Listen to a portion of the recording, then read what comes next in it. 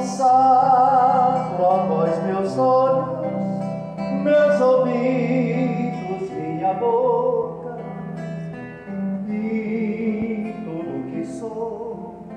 Desejo que a vós pertença, incomparável amo. Guardai-me, defendei-me, como um filho em propriedade, sou feliz. Como um filho em propriedade, sou feliz. Como um filho em propriedade, sou feliz.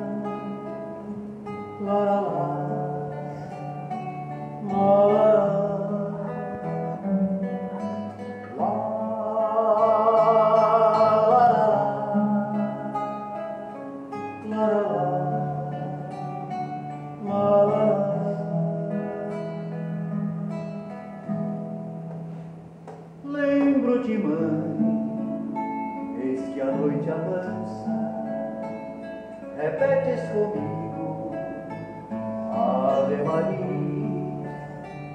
A prece te acalma e te alivia o constante dever que não te cansa.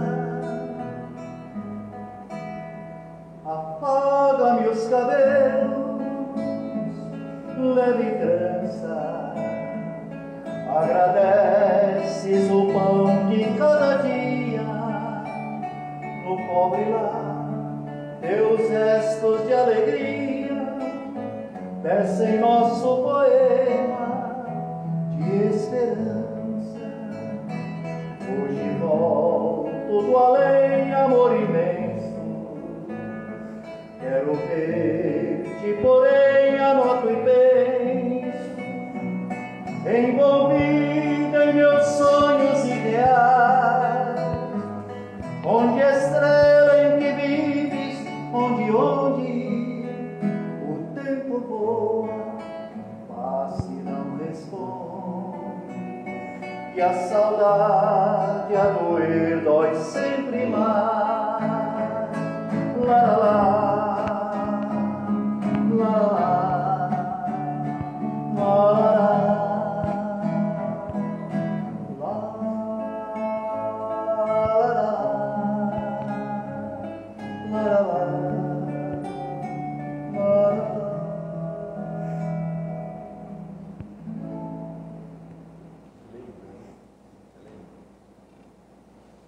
Todas as letras são lindas, mas as que vieram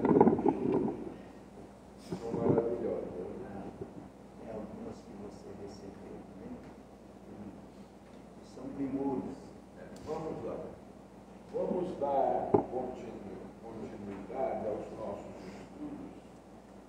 Nós estamos ainda praticamente na introdução dos estudos a serem feitos. Vamos terminar hoje aqui o capítulo 4, intitulado Sistemas. Conforme nós falamos na semana passada, foram alguns sistemas de negação do fenômeno espírita. Alguns fenômenos que eram produzidos à época, fenômenos de efeitos físicos e fenômenos de efeitos intelectuais.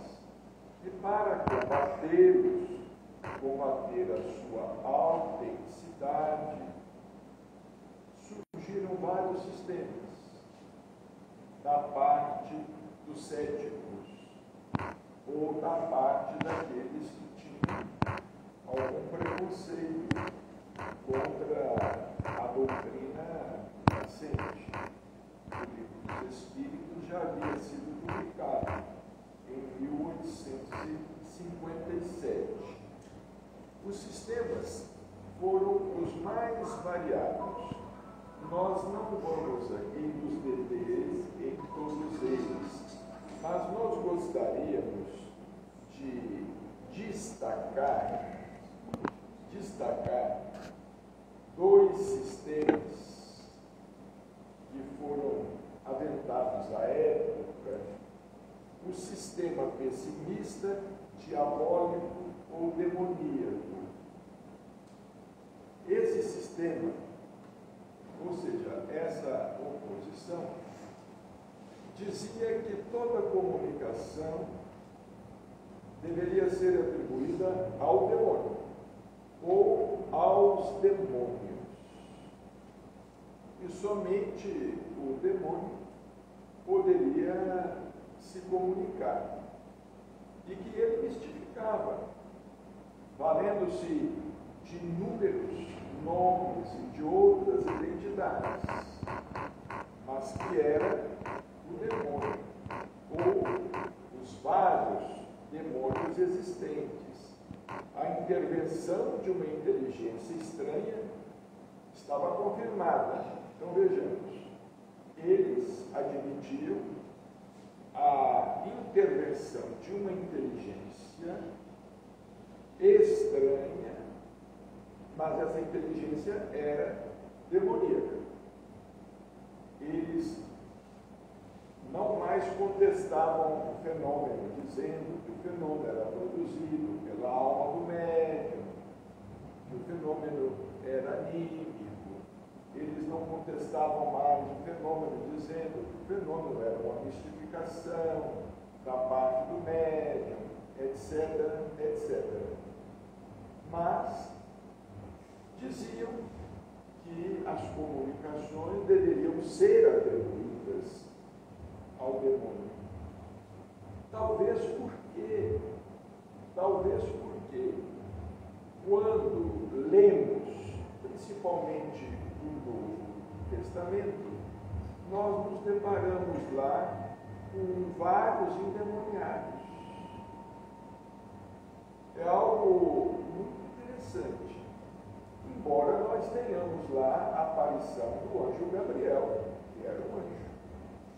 Temos lá a aparição do anjo Gabriel, que conversou com José, e temos lá o fenômeno da transfiguração no Monte Tabor, quando os espíritos de Moisés e Elias se materializaram ao lado de Jesus. No entanto, esmagadora maioria dos fenômenos narrados pelos evangelistas, eles destacam a presença dos espíritos que eram considerados demoníacos. Eram os endemoniados. Os doentes eram chamados endemoniados. Inclusive, esses espíritos, eles tinham o poder de provocar muitas doenças, as consideradas doenças fantasmas. Temos o episódio clássico daquele garoto lunático que foi levado à presença de Jesus pelo seu pai. Acho que o negocinho do seu bolso desliga. Como? O negocinho do seu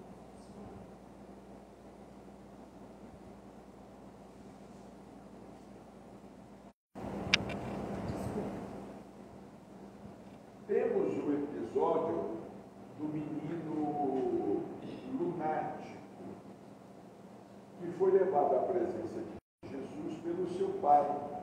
Ele já tinha sido levado à presença dos apóstolos. E os apóstolos não tinham conseguido curá-lo. Segundo o pai, aquele menino ora caía no fogo, ora caía na água. Então Jesus curou aquele menino, considerado lunático. Eram considerados lunáticos, loucos, alucinados, fora da realidade. E Jesus disse que espíritos daquela natureza apenas poderiam ser afastados com muito jejum, é o termo utilizado. Claro, esse muito jejum, com muita oração, com muita firmeza de fé. Jesus não estava se referindo a um jejum de alimentação, a um jejum espiritual. Então Jesus ordenou aquele espírito está lá no Novo Testamento, que ele deixasse o garoto. Então nós temos vários exemplos, não é? O endemoniado, o gadareno, as mulheres, algumas delas que eram possuídas, dizem que uma delas, até há uma referência não confirmada, dizendo que se tratava de Maria de Magdala, que era possuída por 7 espíritos demoníacos, etc. Então surgiu esse sistema. Segundo esse sistema, o diabo ou os demônios são os únicos que podem comunicar-se. Vejamos, uma ingenuidade, né? E até algo fora de propósito. Porque Deus consentiria que apenas espíritos de tal natureza entrassem em contato com os encarnados? Porque Deus haveria de nos deixar à mercê somente de espíritos de tal condição? Diz aqui Kardec, fazemos notar que os partidários do sistema demoníaco não devem ser colocados entre os adversários do espiritismo, bem ao contrário, porque eles admitiam a intervenção, só que atribuíam o demônio. Que os seres que se comunicam, sejam demônios ou anjos, são sempre seres incorpóreos. Dizia Allan Kardec, confirma a tese espírita, a tese dos seres que habitam o invisível, habitam o mundo invisível, o mundo espiritual. Ora, admitir a manifestação de demônios é sempre admitir a possibilidade de comunicação com o mundo invisível, ou pelo menos com uma parte desse mundo. Claro que no passado, evidente que no passado, nos séculos passados, principalmente na Idade Média, mas no século XVIII, no século XIX, no século XVIII, no século XIX, as pessoas, talvez, por sua invigilância, estivessem mais propensas à ação obsessiva, mais propensas a uma interferência negativa. Há muitas considerações importantes aqui, feitas por Allan Kardec. Se nós formos nos deter em cada uma delas, nós vamos nos estender muito neste capítulo. E a finalidade é que nós tenhamos apenas uma ideia das oposições. E surgiu posteriormente, também convém que falamos sobre esse sistema, Allan Kardec chamou esse sistema de sistema otimista, ao contrário desse sistema diabólico ou pessimista, ao lado dos que não veem nesses fenômenos mais do que a ação dos demônios, há outros que viram apenas a dos bons espíritos.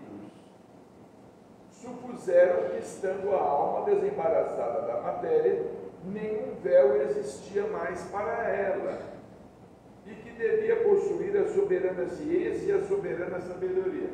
Então, muitos que propuseram esse sistema para explicar o fenômeno, muitos diziam que era o Espírito do Cristo. Vejamos aí os opostos. Alguns acreditavam que era só o demônio. A própria igreja, durante muito tempo, até hoje admite que o Espírito Santo possa se comunicar. Ou é o Espírito Santo, ou então é o demônio mesmo. Porque durante muito tempo a prática do exorcismo fez parte. Ainda temos teólogos, temos sacerdotes, padres que fazem cursos de exorcismo para exorcizar o demônio, ou os vários demônios. Ou os vários demônios, porque, segundo as concepções, existem vários demônios, não é? Mas esse sistema otimista dizia que não, só o Cristo. Como a igreja fala, só o Espírito Santo. Até nas igrejas, nessas igrejas pentecostais, né? Nas chamadas igrejas pentecostais, eles admitem que ou é o demônio, sai demônio, ficam lá naquele trabalho, aquela coisa, ou então é o Espírito Santo. Quer dizer, isso tudo surgiu para combater a doutrina à época de Kardec. E Kardec respondendo, tendo um trabalho muito grande, respondendo através da Revista Espírita todo mês. Porque se nós lermos, por exemplo, a coleção da Revista Espírita, foi fundada em janeiro de 1858, nós vamos nos deparar lá com vários editais escritos por Allan Kardec, combatendo as críticas que eram feitas à doutrina. E tivemos outros sistemas, mas nós não vamos nos deter neles. Sistema multi-espírita ou poliespírita, sistema da alma material, e vai por aí afora. Agora, aqui no sistema da alma material, nós precisamos nos deter um pouco, porque aqui há uma consideração muito importante a respeito do perispírito. São considerações extremamente importantes, porque nós sabemos que o homem, os espíritos, nos ensinam, através do livro dos Espíritos, que o homem é corpo, perispírito, que é um neologismo. Este termo foi criado por Allan Kardec. Perispírito é o corpo que envolve o espírito. Não se trata do duplo etérico. O duplo etérico é outra coisa sobre a qual ainda falaremos. Então, o homem teria espírito, perispírito e corpo físico. O perispírito é esse corpo semimaterial. É bom que fique claro que esse corpo intermediário, semimaterial, que Kardec chamou de perispírito, ele é conhecido, ou ele é mencionado desde tempos imemoriais. Ele teve, ao longo dos séculos, várias denominações. Não foi uma criação de Allan Kardec. Não foi Kardec, não foram os espíritos que revelaram, por assim dizer, a existência do perispírito. Paulo de Tarso, em suas epístolas, já chamava o perispírito de corpo espiritual. Pitágoras, que foi um filósofo pré-socrático, ele se referia ao perispírito da seguinte maneira: carne sutil da alma. Interessante essa colocação de Pitágoras, essa denominação de Pitágoras.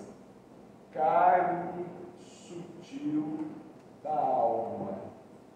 Ou seja, Pilatos já admitia um corpo, entre aspas, carnal, quase que semelhante ao corpo físico. Daí, doutor Inácio Ferreira falar em reencarnação, no mundo espiritual, e foi um auê muito grande, até hoje é um auê muito grande, mas acontece que as pessoas não estudam, acontece que as pessoas às vezes não leem bastante, não leem o suficiente. Paracelso, que foi um químico, em 1541, vejamos, os espíritos foram falar em perispírito com Kardec em 1857, com a publicação do Livro dos Espíritos. Em 1541, Paracelso já falava no chamado corpo astral. Essa terminologia, essa denominação, corpo astral, ela é adotada até hoje. É adotada pelos teosofistas, ela é adotada pelos esoteristas em geral, chamado corpo astral. É uma questão de terminologia. É uma questão de terminologia. Como reencarnação, também é uma questão terminológica. É apenas uma questão terminológica. Os gregos chamavam reencarnação de palingenesia. Era a denominação dos gregos para a reencarnação. Plotino, que foi um filósofo, um grande filósofo também grego, Plotino, ele viveu depois de Sócrates e Platão. Ele é considerado socrático. Ele chamava o perispírito de corpo aéreo. Então vejamos, os egípcios chamavam o perispírito de Ka. Ka-A, com acento agudo no ar. Ka.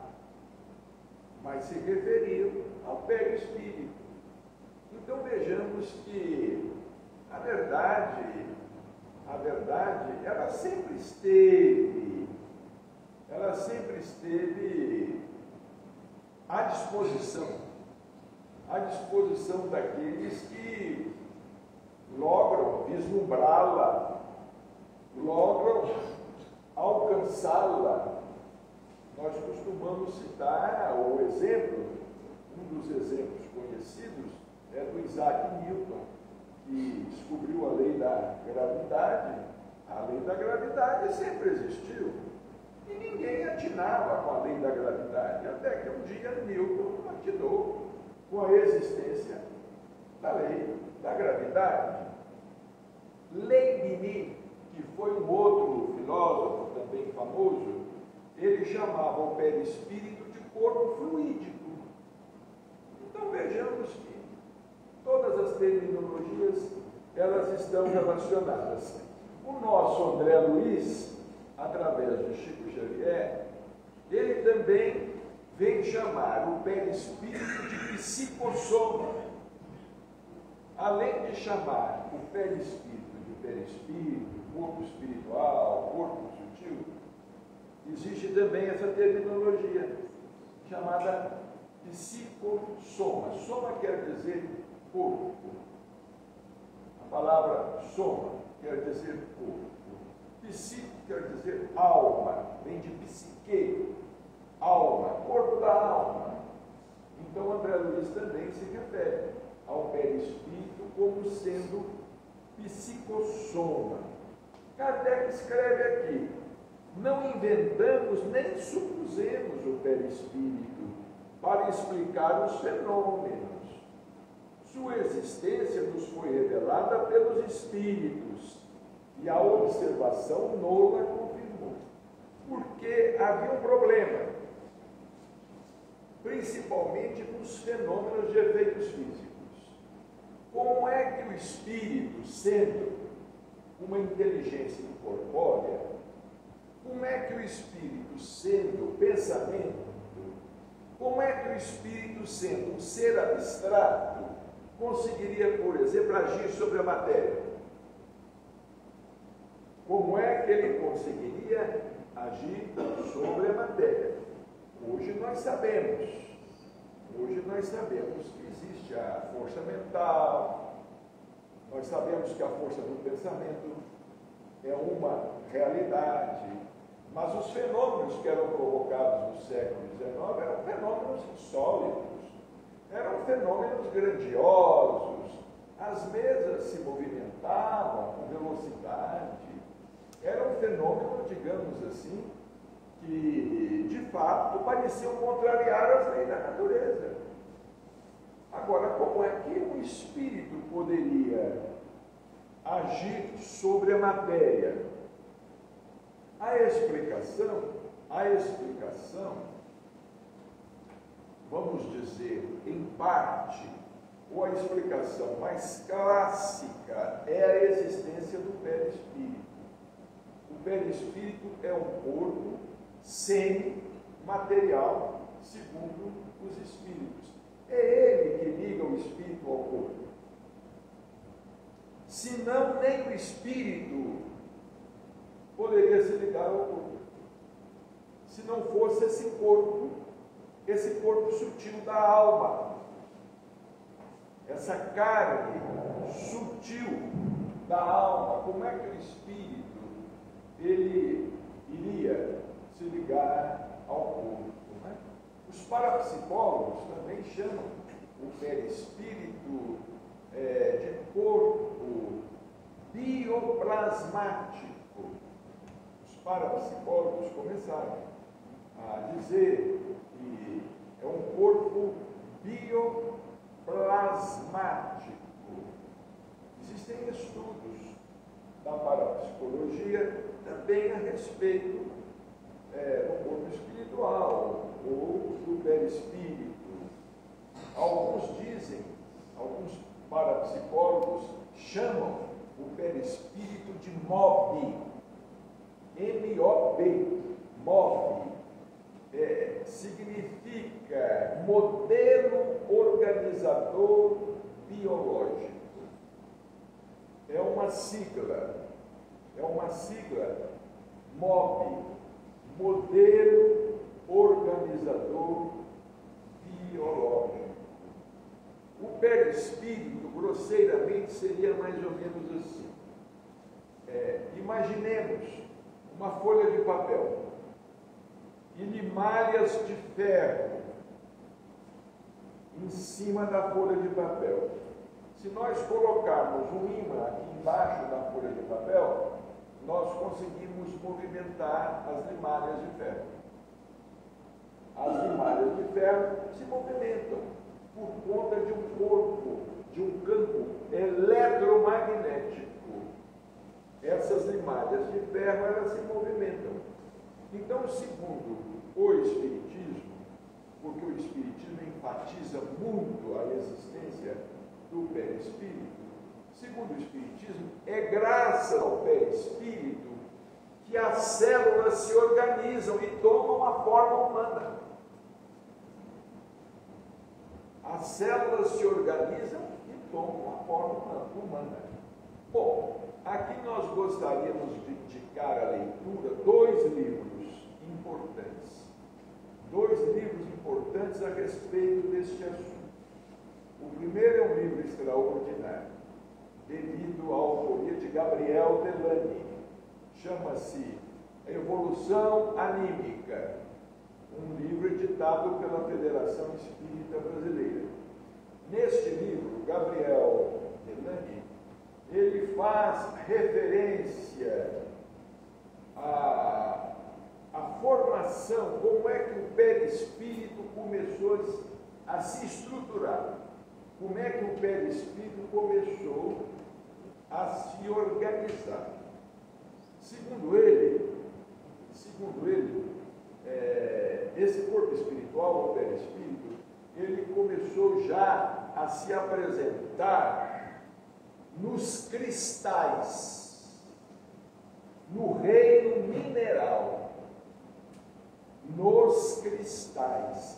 Porque se nós observarmos ao microscópio, se nós observarmos com lentes pulsantes, nós vamos ver que os cristais são geométricos.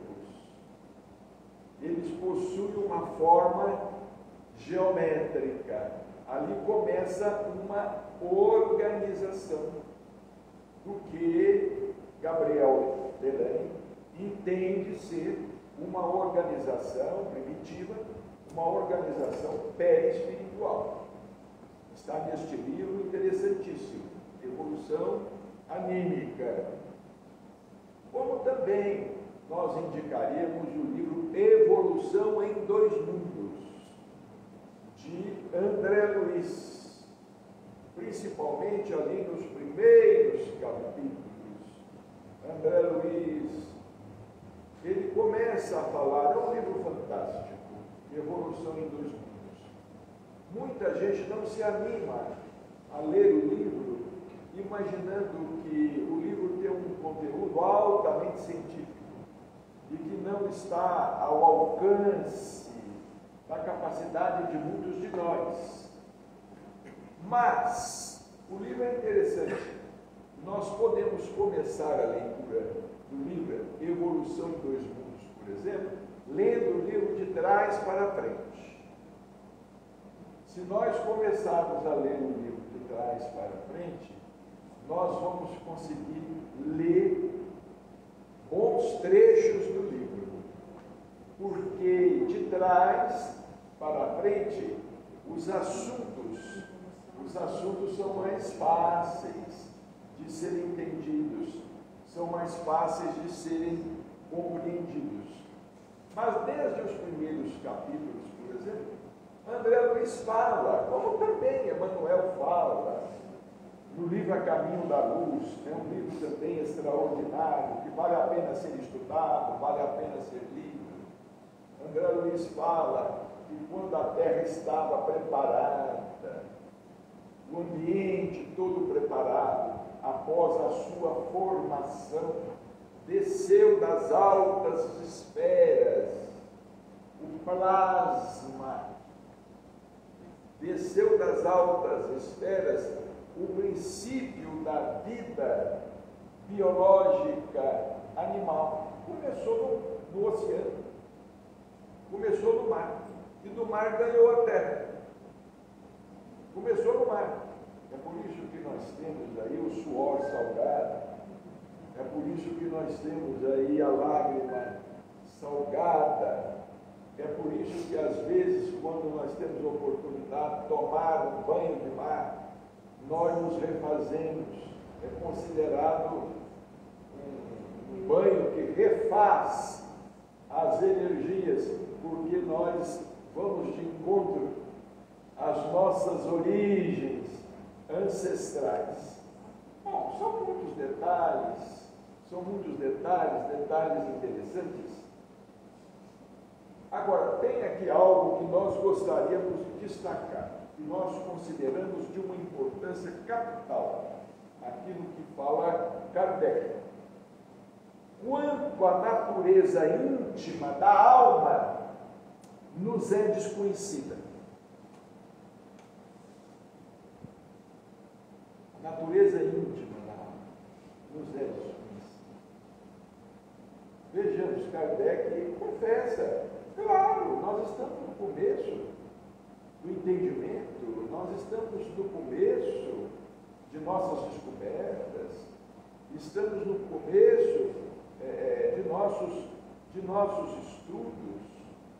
No livro No Mundo Maior, por exemplo, há uma afirmação extraordinária de Calderaro, quando ele está conversando com André Luiz. Quando ele está conversando com André Luiz, ele diz o seguinte, que nem o sábio mais sábio, saberia dizer com afirmações dogmáticas onde é que termina a matéria e começa o espírito. Não saberia dizer onde é que termina a matéria e começa o espírito. Nem o sábio mais sábio. Então vejamos que nós temos ainda muito que caminhar para que nós possamos compreender a natureza íntima da alma. Em O Livro dos Espíritos, Kardec pergunta: podemos conhecer a natureza íntima de Deus? Os Espíritos respondem: não, porque para tanto nos falta um sentido, ou seja, nós vamos ter que desenvolver sentidos. Nós só temos 5 sentidos, miseráveis 5 sentidos. Nós nos colocamos em contato com a vida através desses 5 sentidos miseráveis. E às vezes ficamos cegos, ficamos surdos. Não é? Às vezes perdemos o olfato, perdemos o paladar, o tato. O tato é o nosso primeiro sentido. Foi o nosso primeiro sentido. O primeiro sentido que surgiu foi o sentido do tato. Então, isso está lá no livro Evolução dos Dois Mundos, e também é o que a ciência nos diz. Quando dizemos, vejamos bem, quando dizemos que ela é imaterial, quando a gente fala que a alma é imaterial, é preciso entender-se em seu sentido relativo e não absoluto. E nós não perdemos a mania de ipsis literis. Nós não perdemos a mania de interpretar as coisas ao pé da letra. Eu me lembro que certa vez, eu estava numa cidade do estado de São Paulo, e eu estava conversando numa casa com um espírita. Um espírita, escritor de vários livros, já desencarnou. Nós estávamos conversando a respeito da reencarnação no mundo espiritual. Aí ele falava comigo assim: Marcelo, mas esse termo reencarnação. Eu dizia a ele: arranja outro. Arruma um outro. Ele disse assim: está tudo certo, a ideia do doutor Inácio, mas esse termo reencarnação. E ele é autor de vários livros. Por quê? É a pobreza da nossa linguagem. Nós, às vezes, temos uma palavra para significar um punhado de coisas. Temos a mesma palavra para significar um punhado de coisas. E, nesse sentido, o português é uma língua muito rica, mas muito ingrata. Porque uma palavra pode significar muita coisa. Não é? Às vezes depende da ocasião que ela está sendo dita, ali no contexto em que ela está sendo colocada, etc, etc. Então diz aqui Allan Kardec: quando dizemos que ela é imaterial, é preciso entender-se em seu sentido relativo e não absoluto. Porque a imaterialidade absoluta seria o nada. E a alma é alguma coisa.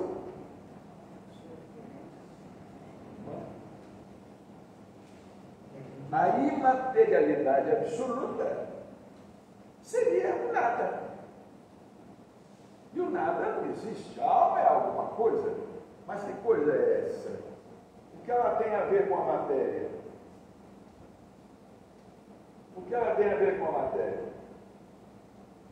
Nós não sabemos. Temos muitas especulações.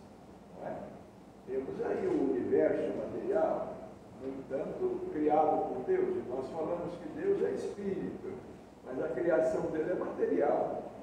Pelo menos aqui no nosso universo. Não é? Se ele criou o universo tirando dele mesmo, a gente tem que pensar. Não é? Se ele tirou o universo criando de si mesmo, o que ele manipulou? O que ele manipulou para criar o universo? Não é? Que elemento é esse? Bom, ora, a alma ou espírito é alguma coisa. Queremos dizer que sua essência é de tal sorte superior, aí é outra coisa. É de tal sorte superior que não tem nenhuma analogia com o que chamamos matéria. E assim, para nós, ela é imaterial. Porque nós chamamos matéria o que nós podemos tocar, não é? Podemos tocar até, a gente aprendia muito no ginásio e no colégio, a definição de matéria é tudo aquilo que ocupa lugar no espaço, né? Tem peso, e a gente pode tocar e ocupa um certo lugar no espaço. Não era assim que a gente aprendia? Era assim que nós aprendíamos. Ainda ontem nós estávamos dando uma entrevista numa rádio de Uberaba, e falando sobre vários assuntos, falando sobre o mundo espiritual. Aí nós falamos, vejamos bem, nós estamos aqui rodeados muito mais pelo espaço pertencente ao mundo espiritual do que pelo espaço pertencente ao mundo material. Aqui mesmo, neste momento, olha aí, ó. Aqui mesmo, neste momento, olha aí. O que não está preenchido por algo material está preenchido por algo imaterial, ou pelo menos imaterial para nós. Nós sabemos que não é imaterial para os espíritos, porque o corpo dos espíritos tem a mesma natureza. É por isso que a gente tem que ler os livros com muita atenção. Por exemplo, nós precisamos ler Nosso Lar com muita atenção, porque há informações ali muito interessantes. Por exemplo, quando Lísias leva André Luiz até a casa dele, para conhecer a mãe dele, Dona Laura, há um detalhe lá impressionante. Lísias chega na casa dele, onde ele residia, e toca a campainha. Porque espírito atravessa a matéria aqui, não atravessa lá. Os espíritos que atravessam matéria lá é porque estão num corpo perispiritual ainda mais sutil. Só um corpo mais sutil pode atravessar um corpo menos sutil. Se Lísias era espírito, por que ele teve que apertar a campainha? Porque simplesmente que se a porta não fosse aberta, ele não entraria na casa. Agora as pessoas leem Nosso Lar e fica por isso mesmo. Já li Nosso Lar. Leem Nosso Lar e fica por isto mesmo. Bom, o nosso tempo está avançando, mas aqui tem uma comunicação. É a primeira intervenção direta dos espíritos aqui no Livro dos Médiuns. É essa mensagem do Lamennais, que era um sacerdote católico. Padre católico. Hoje tem alguns espíritas que dizem assim: o espiritismo foi codificado só por padres. Fênelon era padre, Lamennais era padre, Vicente de Paula era padre, não sei quem era padre. Mas acima de serem sacerdotes, eles eram espíritos superiores. Espírito não foi só por sacerdote, não é verdade. Nós temos outros espíritos aqui que se comunicaram. Não é só por espíritos ligados à igreja, não. Tem gente que fala: Emanuel era padre, foi um padre, e não sei o quê. É uma ignorância tamanha, que nesta encarnação não dá para discutir. Noutra, se a gente tiver mais paciência, talvez, mas nesta encarnação não dá para discutir. Então nós vamos ver aqui do Lamennais, ele diz o seguinte: o que uns chamam de perispírito não é outra coisa que o que outros chamam de invólucro material fluídico. Eu diria, para me fazer compreender de uma maneira mais lógica, que este fluido é a perfectibilidade dos sentidos, a extensão da vista e das ideias. Fala aqui dos espíritos elevados. Esse corpo, os espíritos elevados, eles constituem o seu corpo exterior à sua vontade. À sua vontade. Os espíritos superiores. Quanto aos espíritos inferiores, os fluidos terrestres estão ainda completamente aderidos a eles. Portanto, é matéria como vedes. Daí os padecimentos da fome, do frio, etc. Padecimentos que os espíritos superiores não podem experimentar. Por exemplo, tem muitos espíritos que se comunicam com desobsessão e falam que estão com sede, estão com fome, e estão mesmo. Muita gente vai pensar assim: isso é lembrança da terra. Não é só lembrança da terra, não. Lá em nosso lar, André Luiz fala que quando ele estava na região umbralina, ele teve sede. E ele se debruçou sobre uma água barrenta, porque ele teve sede. Então, o perispírito é um corpo que ainda tem as suas necessidades. Se vocês me perguntarem necessidades fisiológicas, eu não vou responder aqui. Mas, se o que entra tiver que sair, eu não sei. Mas no livro que você falou, tá? No livro que você falou que deu a... O doutor Inácio falou que deu a luz. O menino nasceu lá, então existe. Né? Claro. O doutor Inácio, ele tem procurado escrever um pouco neste sentido, né? Já escrevia também o Paulinho Garcia sobre a supervisão do doutor Olivão Fernandes. Esse livro acho que é bom, não é? Mas tem muitas pessoas que não aceitam.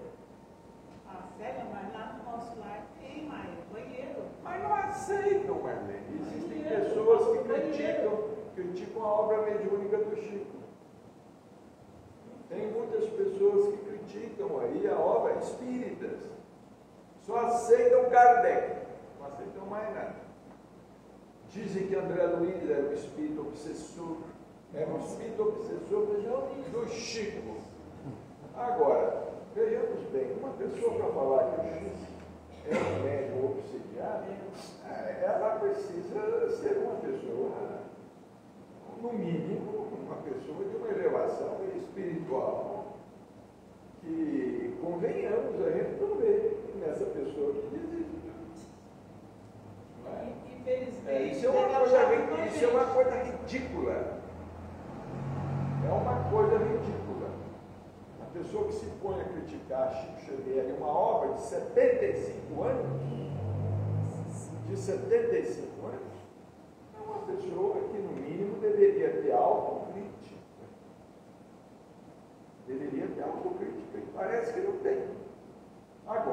ser mais, né?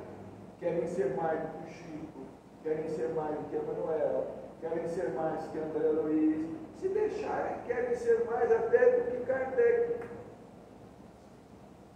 querem ser mais até que Jesus Cristo. O que nós vamos fazer? Tem loucura de todo tamanho. Tem loucura de todo tamanho. E louco não é só aquele que taca pedra na lua, não. Tem louco aí que parece que é uma pessoa normalíssima. Uma pessoa normalíssima. De terno, gravata, abotoadura de ouro, e diplomas na parede. Mas são loucas. São pessoas loucas. Marcelo, tem mensagens também chegaram que a mãe se encarna com o bebê, né? Sim, Chega lá. sim. Esta mensagem está no livro, creio, Estamos no Além. É uma mensagem interessante. A mãe desencarnou, estava grávida, já para dar à luz, foi um acidente. Então ela narra através do Chico que o bebê nasceu do outro lado. O neném nasceu do outro lado, mostrando que a gravidez é perispiritual e física. Ela não é só física, é perispiritual, hein? Até a gata unida lá no sanatório lá nasceu também no Além. Pois o doutor Inácio fala isso. Não é para. Coloca lá uma gatinha, né? Para ver se. E do índio, você lembra? O índio, Hein? doutor Inácio, me colocou ele para examinar os Os órgãos. Trabalhadores da Última Hora, esse livro. É. Um livro muito interessante. Bem, tem muita coisa interessante aqui, mas muita coisa interessante já foi abordada. Está faltando 2 minutos. Eu trouxe até aqui um livro, na semana que vem nós vamos ver, de Emmanuel, botei no que ele fala sobre o perispírito. Na semana que vem nós vamos ver. Vamos pedir o Sérgio para uma canção. Quer queira o bem ou o mal, eu e o Sérgio, todas as vezes que a gente vai fazer uma apresentação em qualquer cidade que a gente vá, a gente fala que nós temos um compromisso de divulgar Chico Xavier. Todas as vezes a gente fala isso. Algumas pessoas às vezes ficam meio assim, mas não estou nem aí, mas a gente temos um compromisso. Foi isso, Sérgio. É, Pode ser aqui, ó. nosso amigo querido. Sobe aqui. Não, bem, fica. Vamos oferecer uma música. Ai, meu Deus. Hein? Aqui que ela está pegada. Bom, nós estamos passando um momento realmente muito difícil. Então, as tardes de sábado realmente são oportunidades de estudo e de aprendizado, mas também nós realizamos aqui um culto do Evangelho. Então, eu gostaria de, através desta canção, todos nós pudéssemos endereçar as nossas vibrações. Hoje eu vi um português pedindo vibração pelo Brasil e pelo Sul. Então nós também temos a obrigação de endereçarmos a nossa oração em favor daqueles irmãos que estão passando realmente por um momento muito difícil.